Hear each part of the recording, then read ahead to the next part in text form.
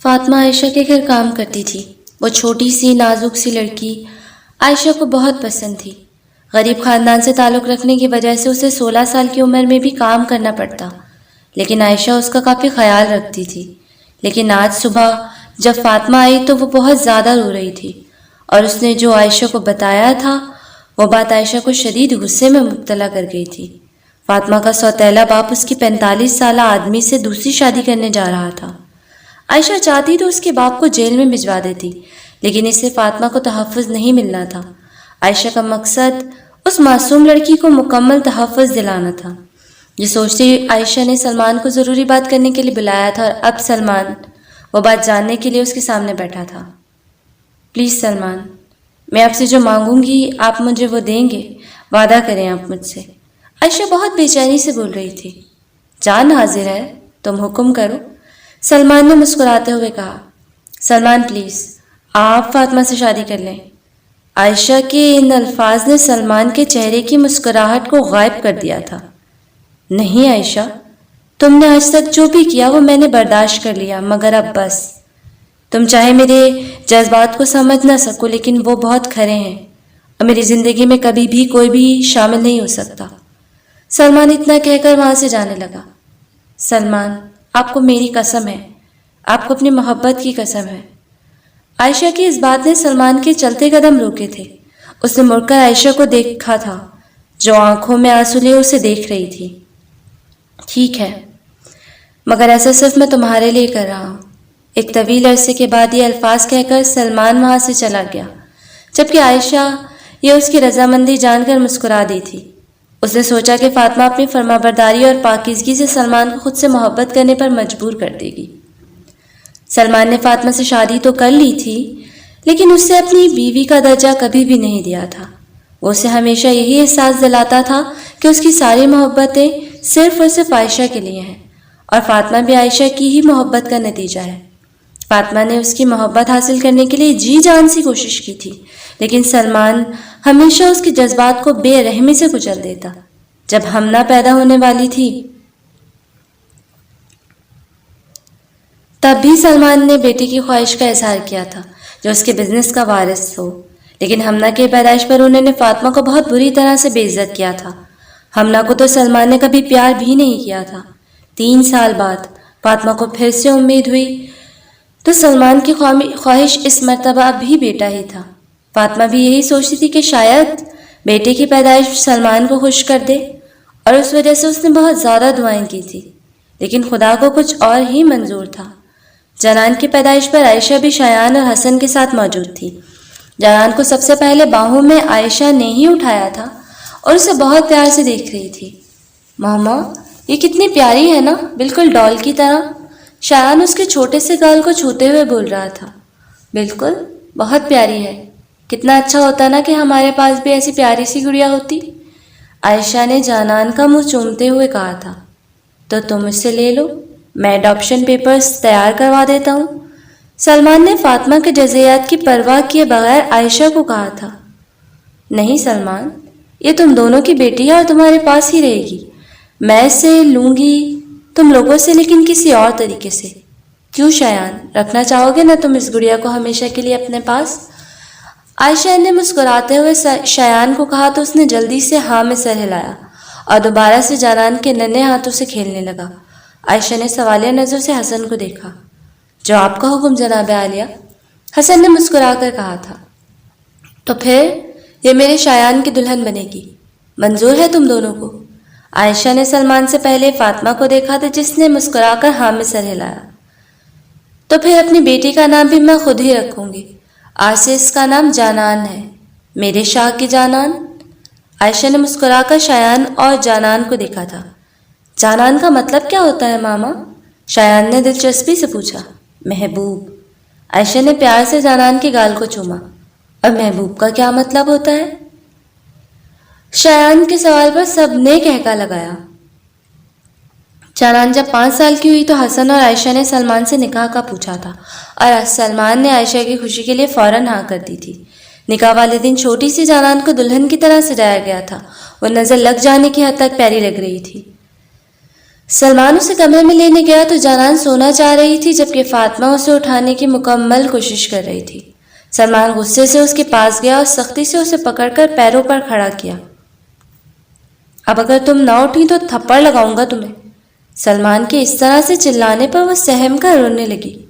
آواز بند کرو اپنی اور تم اسے باہر لے کے آؤ، ہر جگہ تماشا لگانے کا ٹھیکہ لیا ہوا ہے تم نے۔ سلمان غصے سے کہتا ہوا باہر چلا گیا تو فاطمہ بھی جانان کو چپ کروا کر ساتھ لے آئی۔ جب سے زرش پیدا ہوئی تھی تب سے سلمان کا رویہ ان کے ساتھ مزید برا ہو گیا تھا۔ جانان کو لا کر شایان کے بغل میں بٹھایا گیا اور نکاح کی رسم ادا کی گئی۔ نکاح کے بعد سب اپنی باتوں میں مشغول ہو گئے۔ جانان نے رونی صورت بنا کر شایان کو دیکھا۔ میں نے سونا ہے، جانان نے اپنے گال پھلا کر کہا اور ایسا کر کے وہ بہت کیوٹ لگ رہی تھی۔ تو سو جاؤ، شایان نے اسے بہت پیار سے کہا۔ میں سوتی ہوں تو بابا مارتے ہیں، جانان نے روتے ہوئے کہا تو شایان کو غصہ آ گیا۔ اس نے نرمی سے جانان کا سر اپنی گود میں رکھا تھا۔ شایان شاہ کے ہوتے ہوئے تمہیں کوئی بھی ہاتھ نہیں لگا سکتا۔ سچی؟ جانان نے معصومیت سے پوچھا تو شایان مسکرا دیا تھا، جبکہ جانان آنکھیں بند کیے سو گئی تھی۔ وہ لوگ 2 دن وہاں رہے تھے اور 2 دن تک شایان نے جانان کو صرف اپنے ساتھ رکھا تھا۔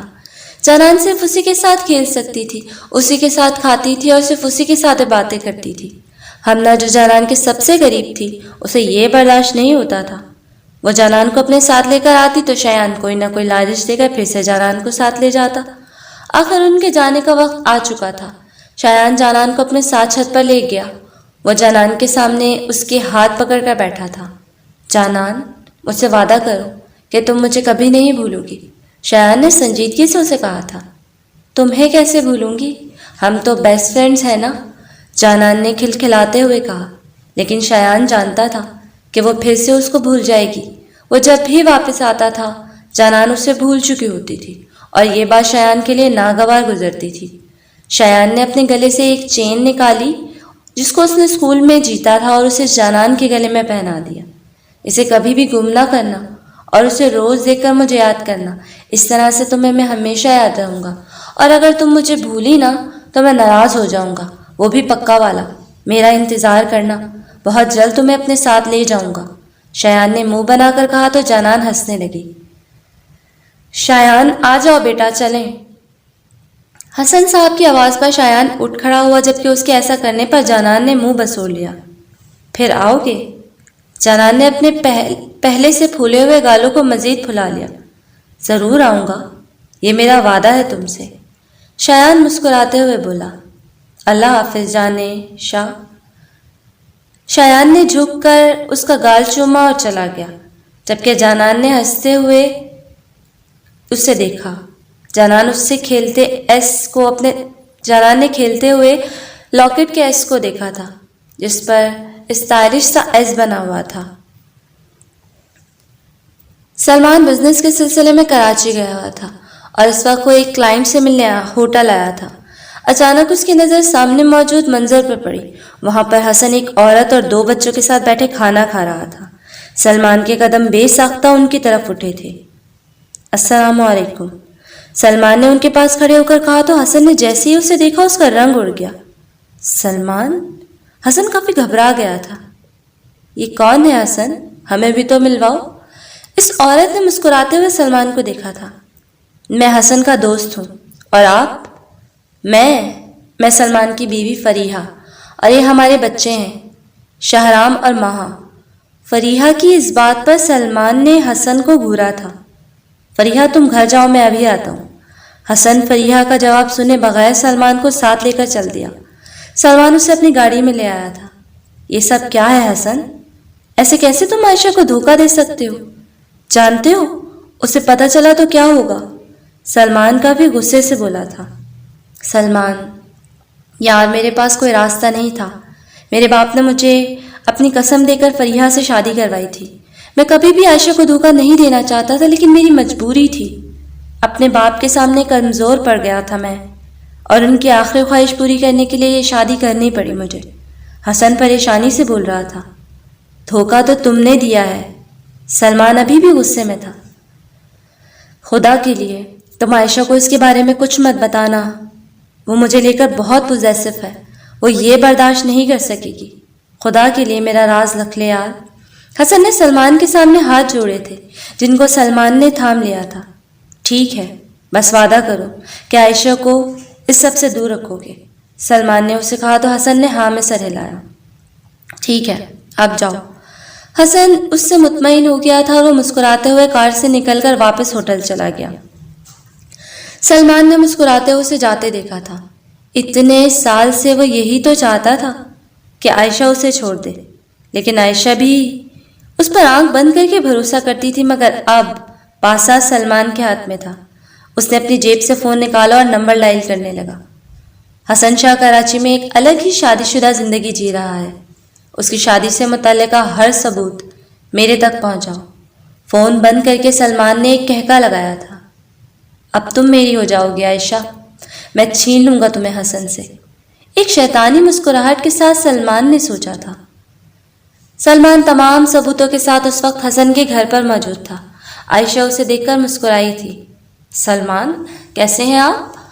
عائشہ نے خوشی سے پوچھا تھا۔ میں تو بالکل ٹھیک ہوں، لیکن تمہارے لیے ایک تحفہ لایا ہوں۔ سلمان نے حسن کو دیکھتے ہوئے عائشہ کو ایک فائل دی۔ پراپرٹی تو میرے نام نہیں کر دی؟ عائشہ نے شرارت سے کہا اور فائل کو کھولا، لیکن فائل کو کھولتے ہی اس کے لبوں سے مسکراہٹ غائب ہو گئی تھی۔ اس فائل میں حسن اور فریحہ کا نکاح نامہ اور ان کی کئی تصاویر تھیں۔ حسن پریشانی سے اٹھ کر عائشہ کے پاس آیا، مگر فائل میں موجود چیزیں دیکھ کر اس نے غصے سے سلمان کو گھورا جو مسلسل مسکرا رہا تھا۔ حسن، یہ جھوٹ ہے نا؟ عائشہ نے روتے ہوئے حسن سے پوچھا تھا اور پھر اس کے پاس آ کر اس کا گریبان پکڑ لیا۔ پلیز کہہ دیں حسن، یہ جھوٹ ہے۔ عائشہ بری طرح سے روتے ہوئے حسن کو جھنجھوڑ رہی تھی، جبکہ حسن کو سمجھ نہیں آ رہا تھا وہ کیا بولے۔ بتاؤ حسن، سچ کیا ہے؟ عائشہ کا حق بنتا ہے۔ سلمان نے ایسے کہا تو حسن نے خونخوار آنکھوں سے سلمان کو دیکھا جو دوست کے بھیس میں اس کا سب سے بڑا دشمن نکلا تھا۔ حسن نے ایک نظر عائشہ کو دیکھا اور پھر اپنی محبت کو آزمانے کا فیصلہ کیا، لیکن عائشہ کی محبت کی طاقت کو وہ بھی نہیں جانتا تھا۔ نہیں، یہ سب سچ ہے، لیکن پلیز، میری مجبوری تھی عائشہ۔ حسن کے الفاظ ابھی اس کے منہ میں ہی تھے جب عائشہ بے ہوش ہو کر اس کی باہوں میں جھول گئی۔ سلمان بھی پریشانی سے عائشہ کو دیکھ رہا تھا۔ شایان جو ابھی بیڈمنٹن کھیل کر واپس آیا تھا، سامنے کا منظر دیکھ کر دوڑ کر اپنی ماں کے پاس آیا تھا۔ حسن نے جلدی سے عائشہ کو اٹھایا اور گاڑی میں ڈال کر ڈرائیور کو ہسپتال جانے کا کہا۔ سلمان اور شایان بھی ان کے ساتھ تھے۔ شایان بری طرح سے رو رہا تھا، جبکہ حسن بار بار عائشہ کو جھنجھوڑ کر اس سے آنکھیں کھولنے کا کہہ رہا تھا۔ ہسپتال پہنچ کر ڈاکٹرز فوراً عائشہ کو آبزرویشن میں لے گئے تھے۔ حسن نے غصے سے آ کر سلمان کا کالر پکڑا تھا۔ اگر میری عائشہ کو کچھ ہوا تو تیری جان لے لوں گا۔ حسن نے آنکھوں میں انگارے لیے سلمان کو دیکھا تھا۔ دھوکہ تم نے دیا تھا، میں نے نہیں، سلمان اپنا کالر چھڑاتے ہوئے بولا، جبکہ شایان کو دونوں پر غصہ آ رہا تھا۔ دونوں اس کی ماں کی فکر چھوڑ کر لڑنے میں مصروف تھے۔ تھوڑی دیر انتظار کرنے کے بعد ڈاکٹر باہر آئے۔ شایان بے چینی سے ڈاکٹر کی طرف گیا۔ دیکھیں، پیشنٹ کا بہت برا نروس بریک ڈاؤن ہوا تھا۔ ہم نے اپنی پوری کوشش کی لیکن انہیں بچا نہیں سکے، ڈاکٹر نے شایان کے کندھے پر ہاتھ رکھ کر کہا تھا، جبکہ ڈاکٹر کے یہ الفاظ سب پر بم کی طرح گرے تھے۔ عائشہ کی وفات نے حسن کو مکمل طور پر توڑ دیا تھا۔ لاہور، اس گھر میں رہنا اس سے برداشت نہیں ہو رہا تھا، اس لیے حسن شایان کو اپنے ساتھ کراچی لے گیا اور سلمان کے ساتھ کوئی تعلق نہیں رکھنا چاہتا تھا، اور ایک پل کے لیے اس نے یہ سوچا تھا کہ شایان اور جنان کے بیچ موجودہ رشتے کو ختم کر دے، لیکن پھر اس نے سوچا کہ یہ رشتہ عائشہ کی خواہش سے بنا تھا، اسے ختم کر کے وہ عائشہ کی روح کو تکلیف نہیں دے سکتا تھا۔ لیکن اس نے سوچ لیا تھا کہ شایان کو جنان سے ہمیشہ دور رکھ کر سلمان کو سزا دے گا۔ اس نے شایان کو اپنی قسم دی تھی کہ وہ جنان سے ملنا تو دور اس کے بارے میں سوچے گا بھی نہیں۔ شایان اس معاملے میں خاموش ہی رہا تھا۔ وہ جانتا تھا کہ ابھی وہ اپنے باپ کے سامنے کمزور پڑ جائے گا، لیکن بڑے ہو کر وہ اپنی جنان کو ہمیشہ کے لیے اپنے پاس لانے کا ارادہ رکھتا تھا۔ فریحہ اور اس کے دونوں بچے شایان کی آمد سے خوش نہیں تھے۔ وہ لوگ تو بہت پہلے سے ہی عائشہ اور شایان کے بارے میں جانتے تھے اور ان سے بے تحاشا نفرت بھی کرتے تھے۔ فریحہ تو عائشہ کے مرنے سے بہت خوش تھی، لیکن اس شایان نامی بلا کو گھر میں پا کر اسے غصہ آیا تھا۔ شایان بھی ان لوگوں سے زیادہ گھلتا ملتا نہیں تھا۔ وہ زیادہ تر اپنے کمرے میں بیٹھ کر گھنٹوں عائشہ کی تصویروں سے باتیں کرتا تھا۔ اس نے شاہرام سے تھوڑا گھلنا ملنے کی کوشش کی تھی، کیونکہ وہ اس سے بس 1 سال چھوٹا تھا، جبکہ ماہا تو ابھی صرف 9 سال کی تھی، لیکن شاہرام کے برے رویے کی وجہ سے اس سے بھی بات کرنا بند کر دی تھی۔ شایان کو لگا تھا کہ یہاں پر اس کے بہن بھائی ہوں گے، مگر یہاں آ کر وہ بہت اکیلا محسوس ہو گیا تھا۔ حالانکہ حسن شایان کو اپنے دونوں بچوں سے دگنی توجہ دیتا تھا، اور کوئی بھی حسن کے غصے کے ڈر سے شایان کو کچھ نہیں کہتا تھا۔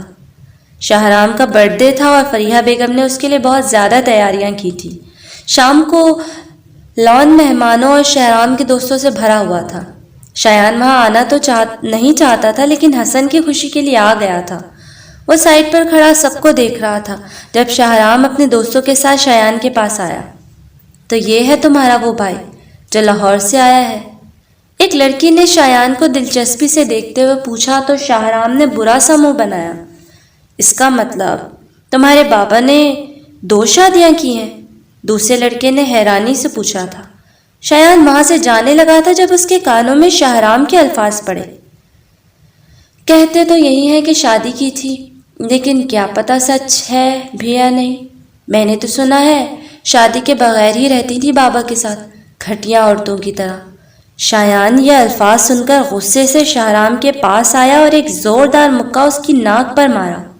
شاہرام نے اپنی ناک کو چھوا جہاں سے اب خون نکل رہا تھا۔ تیری اتنی ہمت؟ شاہرام نے غصے سے شایان کا کالر پکڑا تھا، لیکن اس سے پہلے کہ دونوں کچھ کرتے حسن وہاں آیا تھا اور شاہرام کو کھینچ کر ایک زوردار تھپڑ مارا۔ تمہاری جرت کیسی ہوئی شایان کے گریبان پر ہاتھ ڈالنے کی؟ آج کے بعد میرے بیٹے کو آنکھ اٹھا کر بھی دیکھا تو جان نکال دوں گا تمہاری۔ حسن نے شایان کو اپنے ساتھ لگاتے ہوئے کہا تھا۔ فریحہ کھا جانے والی نظروں سے شایان کو دیکھ رہی تھی، اور اس دن ان دونوں کی شایان کے لیے ناپسندیدگی نفرت میں بدل گئی۔ لیکن اس کے بعد حسن نے شایان کو وہاں نہیں رکھا تھا، بلکہ اسے کیڈٹ کالج میں بھیج دیا۔ وہ شایان کو اپنی طرح آرمی میں دیکھنا چاہتا تھا، جبکہ شایان نے بھی اپنے باپ کے خواب کو اپنا مان اور دل و جان سے محنت کرنے کا فیصلہ کیا۔ 11 سال بعد میجر شایان کی ساری ٹیم جشن منانے میں مصروف تھی۔ ابھی کچھ دنوں پہلے ہی تو انہوں نے ایک بہت بڑی دہشت گرد پارٹی کو ہرا کر ان کا ایک اہم آدمی پکڑا تھا۔ اس وقت سب جشن منا رہے تھے، جبکہ شایان کیمپ سے کافی دور تنہائی میں بیٹھا اپنی جانان کے بارے میں سوچ رہا تھا۔ بس 1 اور سال میری جان، پھر ہمیشہ کے لیے تمہیں اپنے پاس لے آؤں گا، تیار رہنا۔ جانان شاہ کوئی تمہارا بہت شدت سے انتظار کر رہا ہے۔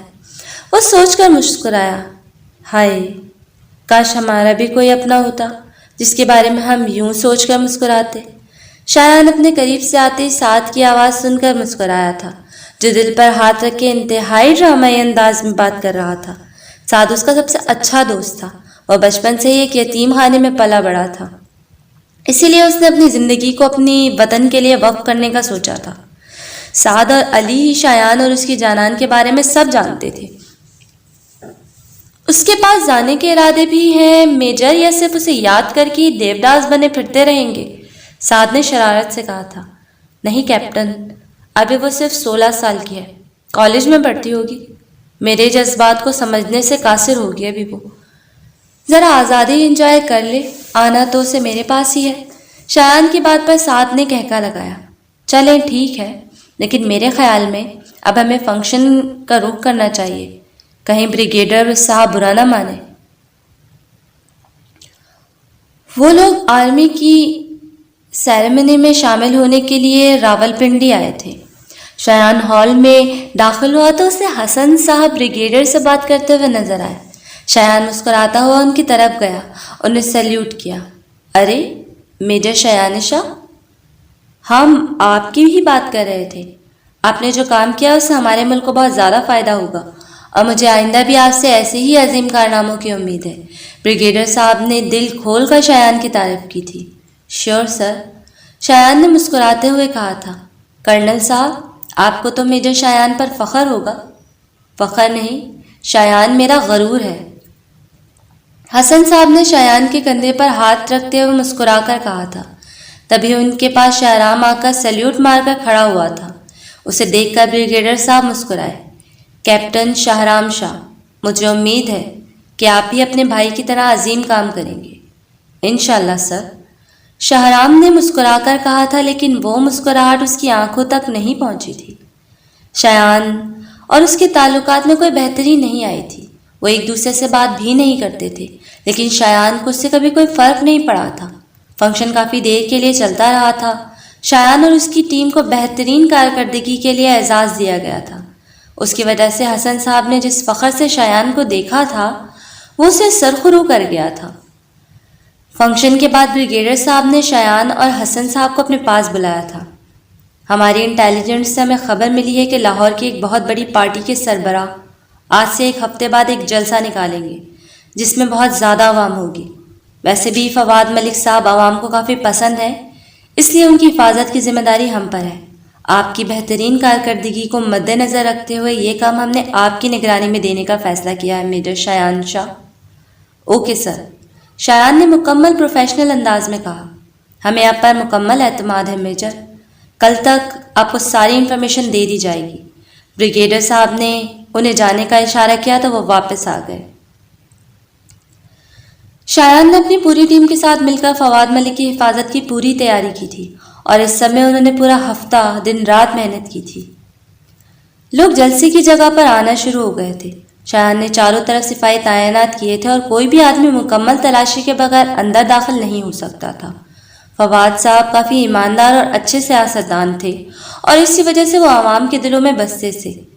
اس بار جلسے میں ان کی بیوی بھی ساتھ آئی تھی، جو اسٹیج پر بیٹھی تھی۔ فواد صاحب نے اپنی تقریر کا آغاز کیا تھا۔ شایان کچھ فاصلے پر کھڑا ہر چیز کا جائزہ لے رہا تھا۔ تبھی اچانک اسٹیج کے پاس آ کر ایک بہت بڑا دھماکہ ہوا، جس کے بعد بری طرح سے بھگدڑ مچ گئی۔ لوگ باہر جانے کی کوشش میں تھے، جبکہ شایان کی ٹیم کے کچھ سپاہی لوگوں کو نکال رہے تھے تو کچھ مزید دھماکے خیز مواد کی تلاش میں تھے۔ شایان بھاگ کر اسٹیج کی طرف گیا۔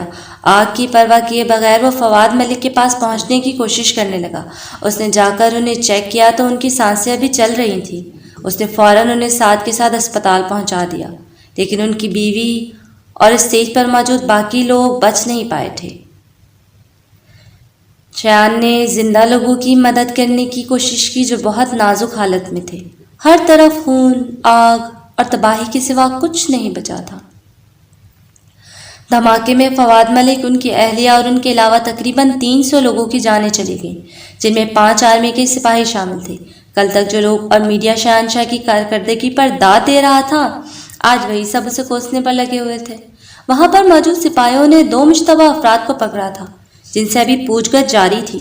شایان کا ذہن ہر لحاظ سے سوچ سوچ کر معاف ہو چکا تھا، لیکن اسے سمجھ نہیں آ رہا تھا کہ وہ دہشت گرد داخل کیسے ہوئے تھے اور ان کی نظروں سے بچ کر اتنا سب کچھ کیسے کر گئے تھے۔ کہیں انہیں اندر سے تو مدد۔ ابھی شایان نے یہ سوچا ہی تھا جب ملازمہ نے اسے حسن صاحب کا پیغام دیا۔ شایان لاؤنج میں آیا تو وہاں پر حسن صاحب اور شاہرام کے ساتھ کئی آرمی والے کھڑے تھے۔ ایک آرمی والا شایان کے پاس آیا اور بولا، لاہور جلسے میں ہونے والے دھماکے میں دہشت گردوں کی مدد اور وطن کے ساتھ غداری کے جرم میں آپ کو گرفتار کیا جاتا ہے۔ شایان کے اعصاب پر یہ الفاظ ہتھوڑوں کی طرح پڑے تھے۔ اس نے تو ایسا کچھ بھی نہیں کیا تھا جو یہ لوگ کہہ رہے تھے۔ کیا ثبوت ہے آپ کے پاس؟ شایان نے غصے سے پوچھا تھا۔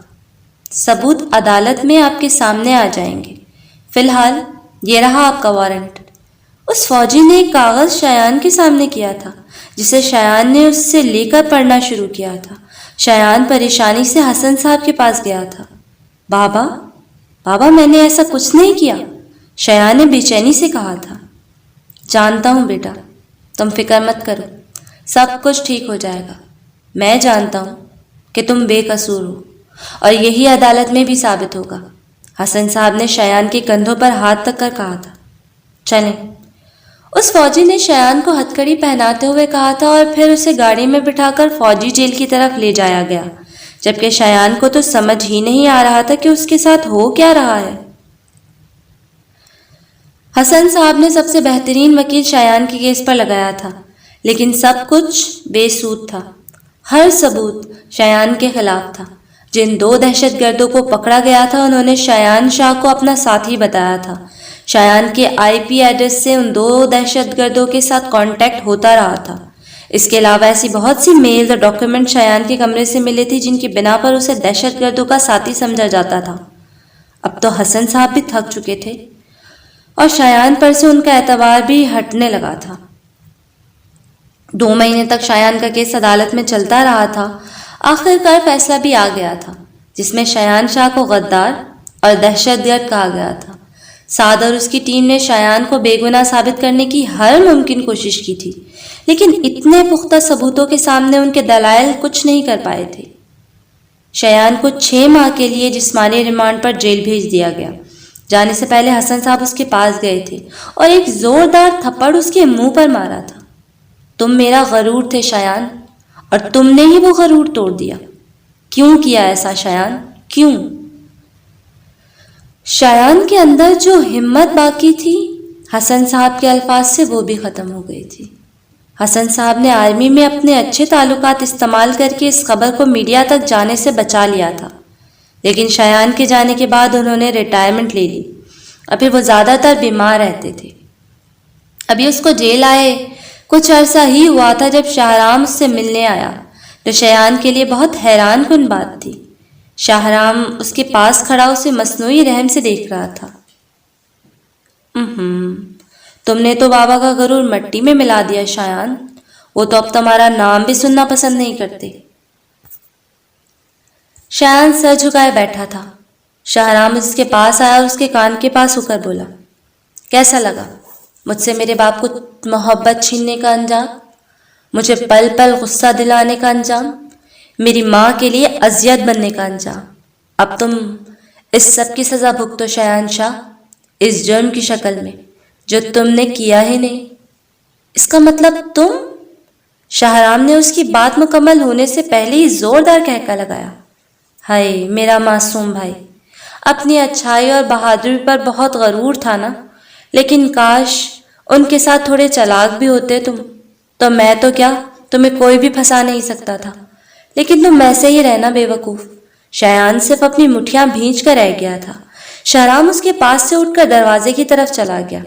اور ہاں، بابا کی فکر مت کرنا، میں ہوں ان کے پاس، اور اب ان کی محبت، مان اور غرور سب میرے لیے ہوگا، تمہارے لیے کچھ نہیں، بالکل جیسے تم نے 11 سال پہلے کیا تھا۔ مزے کرو۔ شاہرام ہنستا ہوا وہاں سے چلا گیا تھا اور شایان اپنا غصہ ضبط کیے وہاں بیٹھا رہا۔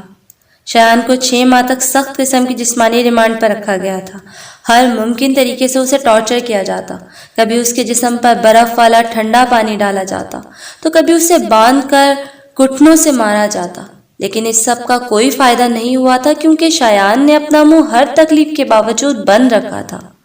شایان کی ریمانڈ بڑھتی ہوئی 1 سال تک چلی گئی تھی، لیکن ہر طرح کے ٹارچر کے باوجود بھی شایان کچھ بھی بتانے سے قاصر تھا۔ وہ کچھ جانتا تو شاید بتا بھی دیتا، لیکن اس سے پوچھے گئے سوالوں کا شایان کے پاس کوئی جواب نہیں ہوتا تھا۔ کال کوٹری میں 1 سال تک پڑے رہنے کے دوران وہ کبھی اپنی بدلی زندگی کے بارے میں سوچتا، کبھی اپنی ماں کو یاد کرتا تو کبھی جانان کو، بلکہ سب سے زیادہ وہ جانان کے بارے میں ہی سوچتا تھا، جسے دیکھنے کی خواہش اب ہمیشہ خواہش ہی رہنے والی تھی۔ آخر کار جب اتنے عرصے کے ٹارچر کا بھی کوئی فائدہ نہ ہوا تو شایان شاہ کو غداروں کے لیے عبرت ناک بنانے کی غرض سے عدالت نے اسے پھانسی کی سزا سنا دی، اور شایان کو اپنی عبرت ناک زندگی کے بجائے یہ موت کی سزا آزادی ہی لگی تھی۔ آج شایان کی جیل میں آخری رات تھی۔ صبح ہوتے ہی اسے پھانسی دے دی جانی تھی۔ شایان فرش پر لیٹا الگ ہی دنیا میں تھا۔ مجھے بھول جانا جانان شاہ، اپنے اس وعدے کو بھول جانا، کیونکہ میں اپنا وعدہ پورا نہیں کر پاؤں گا۔ شایان اپنے ذہن میں جانان سے مخاطب تھا۔ اسے اگر اس سب میں کسی چیز کا افسوس تھا تو وہ جانان کو کبھی نہ دیکھنے کا تھا۔ اس نے سوچ لیا تھا کہ صبح ہوتے ہی سعد یا علی میں سے کسی کی ذمہ داری لگائے گا کہ وہ جانان کو اس کی موت کے بارے میں بتا دیں۔ اچانک باہر سے کچھ شور سنائی دیا تھا جسے سن کر شایان کھڑا ہوا تھا۔ کسی نے اس کی جیل کا دروازہ کھولا تھا۔ شایان سامنے موجود سعد کو دیکھ کر حیران ہوا تھا۔ سر چلیں، ہمارے پاس زیادہ وقت نہیں ہے، سعد نے اس کا ہاتھ پکڑتے ہوئے کہا تھا۔ سعد، پاگل ہو کیا؟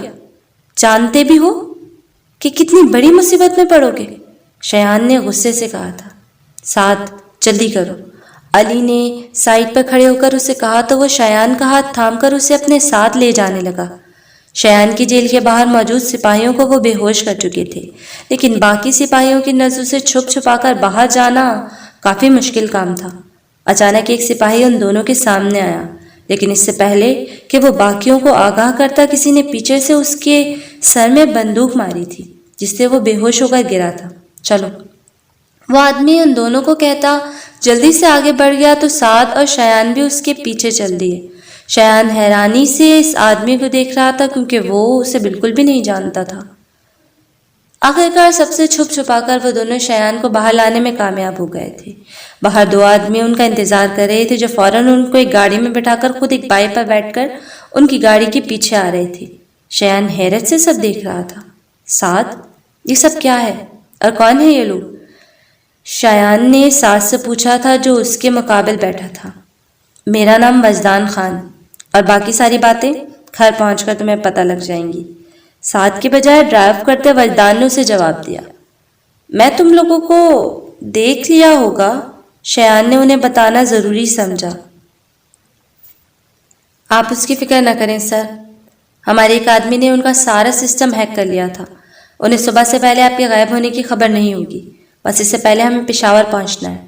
سعد نے ساری بات شایان کو بتائی تھی، لیکن وہ ابھی بھی مطمئن نہیں ہوا تھا اور وہ جانتا بھی نہیں تھا کہ سعد نے کس قسم کے لوگوں کو اپنے ساتھ ملایا تھا۔ صبح ہونے تک وہ پشاور پہنچ چکے تھے۔ وجدان نے ایک عالی شان گھر کے باہر ہارن دیا تو ملازم نے دروازہ کھولا۔ شایان اور سعد گاڑی سے اتر کر وجدان کے ساتھ گھر میں داخل ہوئے۔ لاؤنج میں بیٹھے ہاشم صاحب کی نظر جب ان لوگوں پر پڑی تو وہ جلدی سے اٹھ کر شایان کے پاس آئے اور اسے گلے سے لگا لیا۔ تم ٹھیک تو ہو نا؟ شایان نے ان کے گلے سے ہٹ کر سعد کو سوالیہ نظروں سے دیکھا تھا۔ یہ آپ کے ماموں ہیں، ہاشم خان، اور وجدان انہی کا بیٹا ہے۔ سعد نے اس کی مشکل آسان کی تھی۔ ایسا نہیں تھا کہ شایان اپنے ماموں کے بارے میں جانتا نہیں تھا، اس کی ماں بہت زیادہ اپنے بھائی کا ذکر کرتی تھی، لیکن اس نے سوچا نہیں تھا کہ وہ یوں ان سے ملے گا۔ تمہاری آنکھیں بالکل میری گڑیا کے جیسی ہیں، بہت غلط کیا میں نے اس کے ساتھ، شاید اس سے وہ مجھے معاف کر دے۔ انہوں نے اپنے آنسو پوچھتے ہوئے کافی پیار سے شایان کا ماتھا چوما تھا۔ جاؤ، جا کے آرام کرو، پھر تفصیل سے بات کریں گے۔ انہوں نے شایان کو کمرے میں بھیج دیا تھا۔ فریش ہونے اور ریسٹ کرنے کے بعد سعد اسے رات کے کھانے کے لیے بلانے آیا تھا۔ آپ کو میرے بارے میں کیسے پتہ چلا؟ کیسے کیا آپ نے یہ سب کچھ؟ شایان نے اپنے ذہن میں آنے والے سوال پوچھ ڈالے تھے۔ میں نے اور علی نے کچھ ساتھیوں کے ساتھ مل کر بہت مرتبہ آپ کو آزاد کروانے کی کوشش کی، لیکن ہر دفعہ ہمیں ناکامی کا سامنا ہوا تھا۔ لیکن جب ہمیں آپ کی پھانسی اور سزا کے بارے میں پتہ چلا تو ہم نے مدد کے لیے آپ کے اپنوں کے پاس جانے کی کوشش کی۔ آپ کے بابا تو یہ خبر سن کر مکمل طور پر ٹوٹ گئے تھے اور شہرام پر بھروسہ نہیں کیا جا سکتا تھا، اس لیے ہم آپ کے ماموں کو پتہ لگا کر ان کے پاس مدد کے لیے آئے۔ سعد نے اسے ساری بات سے آگاہ کیا۔ وجدان نے اپنا ایک گینگ بنایا ہوا ہے تاکہ وہ برے لوگوں کا پتہ لگا کر انہیں ان کے انجام تک پہنچا سکے۔ جب سعد میرے پاس آیا تو میں نے اسے تمہاری مدد کے لیے بھیجا۔ اس بار ہاشم صاحب بولے تھے۔ شایان حیران تھا کہ کس طرح وہ اسے بچانے کے لیے آرمی سے بھرے تھے۔ اب آگے کیا سوچا ہے؟ کیا کرو گے اب تم؟ وجدان نے شایان سے پوچھا تھا۔ شایان نے اس سوال کے بارے میں بہت سوچا تھا۔ اس شخص کا پتہ لگاؤں گا جس نے وہ دھماکہ کروا کر معصوم لوگوں کی جانیں لی، اور آرمی میں موجود ان غداروں کا بھی پتہ لگاؤں گا جنہوں نے شہرام کے ساتھ دے کر الزام مجھ پر لگایا۔ شایان نے مٹھیاں بھیجتے ہوئے کہا، تو ہم شہرام کو اٹھا کر اس کے منہ سے سب اگلوا لیں گے؟ سعد نے کہا تھا۔ اس کا کوئی فائدہ نہیں ہوگا، ہمارے پاس ثبوت نہیں ہے شہرام کے خلاف، اور اس کے خلاف ثبوت ہمیں اس آدمی سے ملیں گے جس نے وہ دھماکہ کروایا تھا۔ شایان نے انہیں بتایا تو وجدان نے بھی ہاں میں سر ہلایا۔ یہ کام تم شایان شاہ بن کر نہیں کر سکتے، تمہیں آرمی ہر جگہ ڈھونڈ رہی ہوگی، ہمیں تمہیں ایک نئی پہچان اور ایک نیا نام دینا ہوگا، وجدان نے اسے بتایا تھا۔ تو تم ہی نام بتا دو، اس سب میں ایکسپرٹ ہو گے تم، شایان نے اس وجدان سے پوچھا تھا۔ وجدان نے کچھ دیر سوچا اور پھر بولا، دراب خان ہو تم اب سے، دراب خان۔ وجدان نے اتنا ہی اسے بتایا تھا۔ وجدان نے شایان کو ہر طرح سے دراب خان بننے میں اس کی مدد کی تھی، اس کا حلیہ مکمل طور پر بدل دیا تھا۔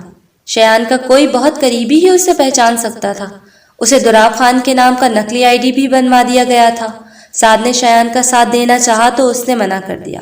اس کے مطابق سعد پہلے سے ہی اس کی وجہ سے بہت مشکل اٹھا چکا تھا، لیکن سعد نے بھی اسے کہہ دیا تھا کہ وہ یہ سب شایان کے لیے نہیں بلکہ اپنے ملک کے دشمنوں اور غداروں کو پکڑنے کے لیے کر رہا ہے۔ سعد نے اپنا نام بھی نہیں بدلا تھا، بس اس نے رفیق کو ہٹا کر اپنے نام کے ساتھ خان لگا لیا تھا۔ وجدان نے دم دھماکوں میں ملوث ایک آدمی کا پتہ لگوایا تھا، جس سے شایان نے ساری معلومات لے کر اسے بے رحمی سے مار دیا اور اس کے ماتھے پر دارا لکھ دیا، جس کے بعد دارا کا نام ہر طرف مشہور ہو گیا تھا، لیکن کوئی بھی اسے پہچان نہیں سکتا تھا۔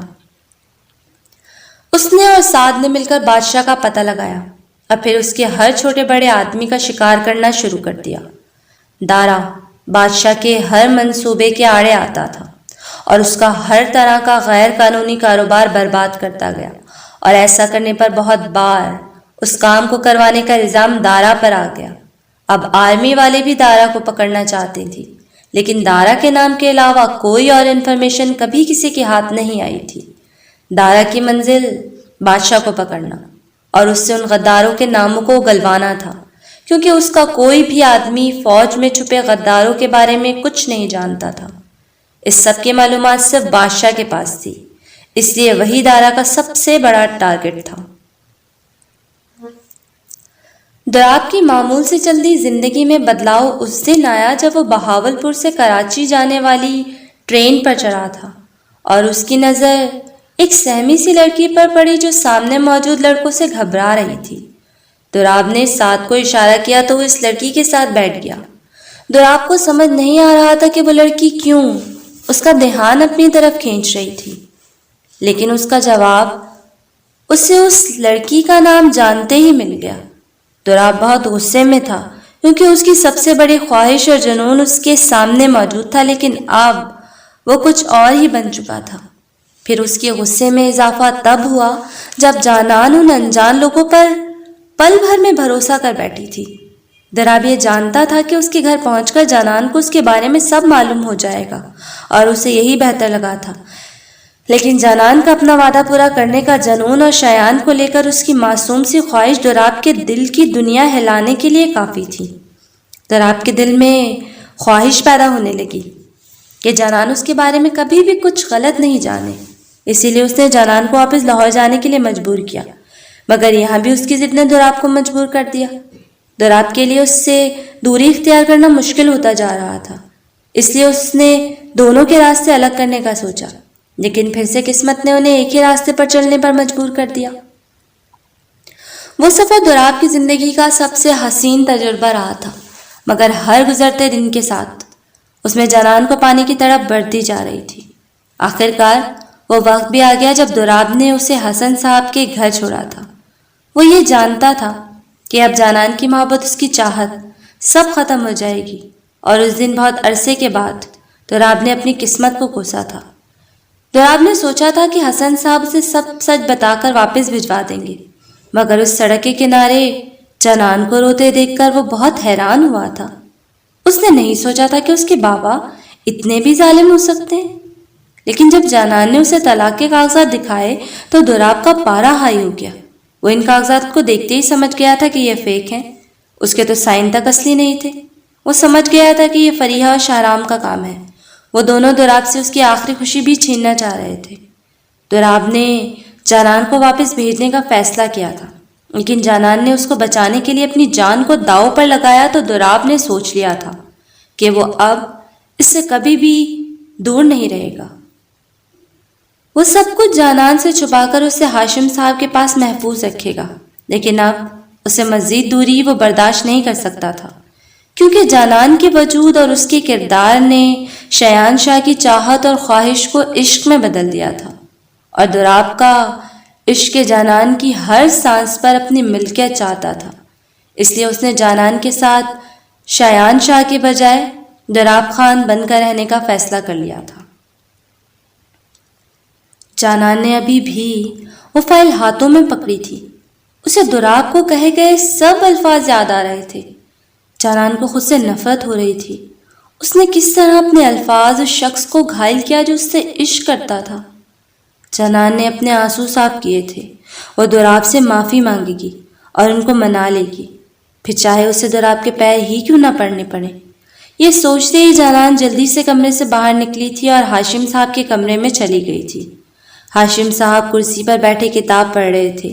کسی کی موجودگی کے احساس پر انہوں نے اپنی کتاب سے نظر ہٹا کر جانان کو دیکھا تو انہیں خوشگوار حیرت ہوئی، جبکہ جانان ان کے دیکھتے ہی بھاگ کر ان کے پاس گئی اور ان کی گود میں سرک کر بری طرح سے رونے لگی۔ میں بہت بری ہوں بابا، بہت زیادہ بری۔ میں نے دوراب کو اتنا برا بھلا کہا۔ انہوں نے مجھے اتنی بار کہا کہ ان کی بات تو سن لوں، پر میں نے ان کو کچھ بتانے ہی نہیں دیا۔ نہیں میرا بچہ، تم تو بہت زیادہ اچھی ہو، تمہاری جگہ کوئی بھی لڑکی ہوتی تو یہی کرتی۔ انہوں نے جانان کے سر پر ہاتھ رکھ کر کہا تھا۔ بابا، میں دوراب سے معافی مانگ لوں گی۔ کہاں ہے وہ؟ جانان نے آنسو صاف کرتے ہوئے کہا تھا۔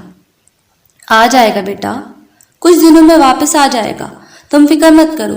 ہاشم صاحب نے مسکرا کر کہا تھا، لیکن وہ مسکراہٹ ان کی آنکھوں تک نہیں پہنچی تھی۔ جانان نے ان کا ہاتھ پکڑ کر اپنے سر پر رکھا۔ آپ کو میری قسم ہے بابا، پلیز بتائیں دوراب کہاں گئے ہیں؟ جانان نے بے چینی سے پوچھا تو ہاشم صاحب نے اپنا ہاتھ اس کے سر سے ہٹا لیا۔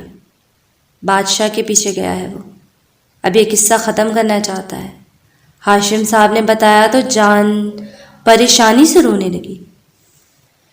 تم پریشان مت ہو، بس اس کی سلامتی کی دعا کرو، ہاشم صاحب نے اس کے سر پر پیار دیتے ہوئے کہا۔ جانان نے پھر سے ان کی گود میں سر رکھ دیا، بری طرح سے رونے لگی۔ دوراب اور سعد کو تربت پہنچے 1 دن ہو گیا تھا۔ جلسے سے پہلے وہ جتنی معلومات اکٹھی کر سکتے تھے وہ کر چکے تھے۔ دوراب اس وقت جلسے میں کھڑا اس انسان کی تلاش میں تھا جو کسی بھی لحاظ سے مشکوک نظر آ سکتا تھا۔ اچانک اس کی نظر ایک لڑکی پر پڑی جس نے اپنی آپ کو پوری طرح سے چادر میں ڈھانپا ہوا تھا اور وہ بہت زیادہ ڈری ہوئی لگ رہی تھی۔ دوراب نے سعد کو ڈھونڈنے کے لیے نظر دوڑائی تو وہ اس سے کافی دور نظر آیا تھا۔ دوراب سب لوگوں میں سے ہو کر اس لڑکی کی طرف گیا تھا۔ دوراب نے اسے بازو سے پکڑ کر اپنے ساتھ لے جانا شروع کر دیا۔ لڑکی اپنے آپ کو چھڑوانے کی ہر ممکن کوشش کر رہی تھی، لیکن دوراب کی پکڑ کافی مضبوط تھی۔ دوراب نے گلی میں لا کر دیوار کے پاس کھڑا کیا اور اس کی چادر کو ہٹایا تھا۔ دوراب کے شک کے عین مطابق اس لڑکی کو بم والی جیکٹ پہنائی گئی تھی۔ سیدھی کھڑی رہو، دوراب نے اس لڑکی سے کہا تھا جو بری طرح سے رو رہی تھی۔ دوراب نے بم کا معائنہ کیا تھا جسے بہت عام سے طرز سے بنایا گیا تھا۔ ایسے بم کو بے اثر کرنے کی ٹریننگ انہیں آرمی میں دی گئی تھی۔ دوراب نے ایک مخصوص تار کو کھینچ کر اس بم کو بند کیا تھا جب اچانک پیچھے سے کسی نے دوراب کے سر پر ڈنڈا مارا تھا، جس سے دوراب نے تیزی سے مڑ کر ہوا میں تھام لیا تھا۔ اس سے پہلے کہ دوراب اس آدمی پر حملہ کرتا، دوراب کے پیچھے موجود لڑکی نے اس کے منہ پر مضبوطی سے ایک رومال رکھا، جس کی وجہ سے دوراب بے ہوش ہو کر زمین بوس ہو گئے۔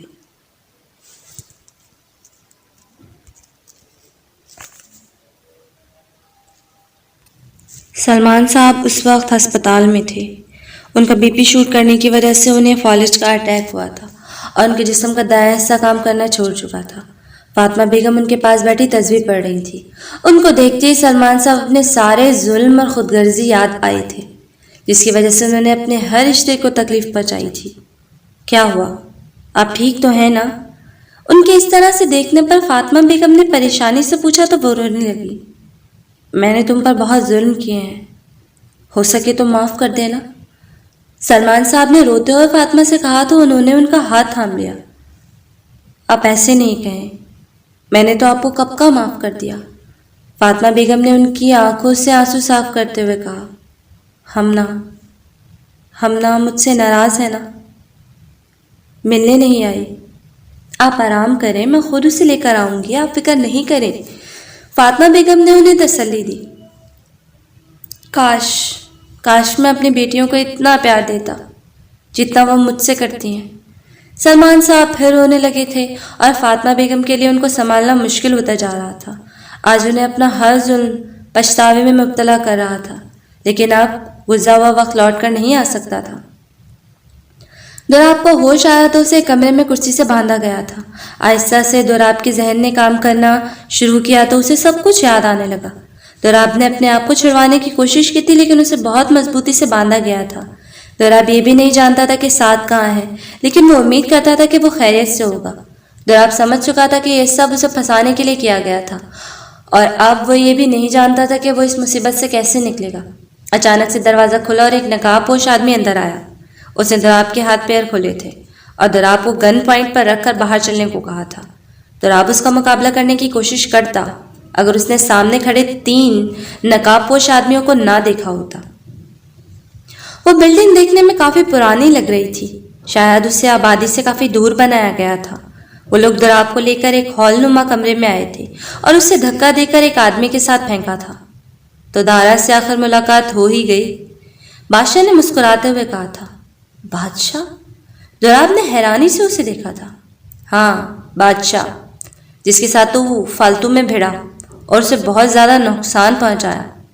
کافی چالاک تھا تو، لیکن بادشاہ سے ذرا کم۔